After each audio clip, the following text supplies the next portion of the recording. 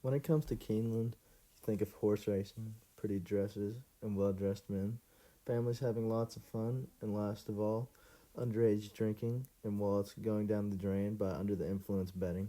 Isn't that right? Wait, the last one isn't something you think of when you think of Keeneland? Well, it should be.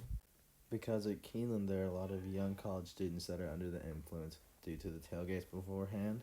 They're sticking with an older friend that can buy their drinks for them. It is clear that something needs to be done to help solve this problem. So I've thought of a few good ways to stop, or at least minimize, the underage drinking issue. One of those being Keeneland have different color wristbands for everyone that comes in.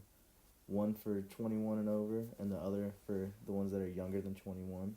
That way they can tell the difference in who can have a drink in their hand or who can't have a drink in their hand. And I know you're thinking, well, someone else can still just buy the drink for the minors, and you're right. But then they can have a drink limit for the people with the certain wristbands that show they're of a legal age, and each time they get a drink, the person serving the drinks can make a mark on their wristband, so that way they can't just get endless drinks. This way the teens won't be drinking and be disruptive of any bystanders and families with children. This will also keep the illegal activities down and keep the families coming. But the next big problem that Keeneland has is betting and many people losing money due to them being so far under the influence.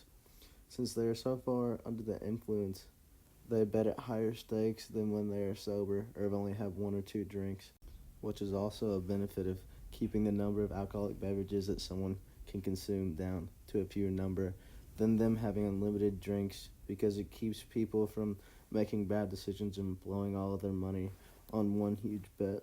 Which is why I decided to research studies on drinking and gambling at the same time. And I came across a study that was conducted based on people from the age of 21 to 30, of people that consume 3 or more drinks on at least one occasion per week for 3 months.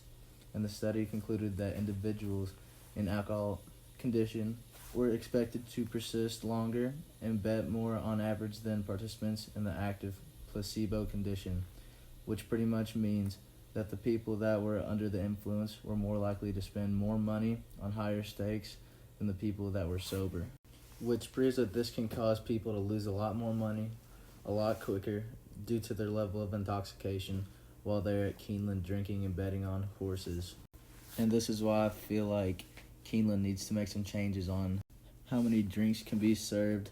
And this will wrap up today's podcast about Keeneland.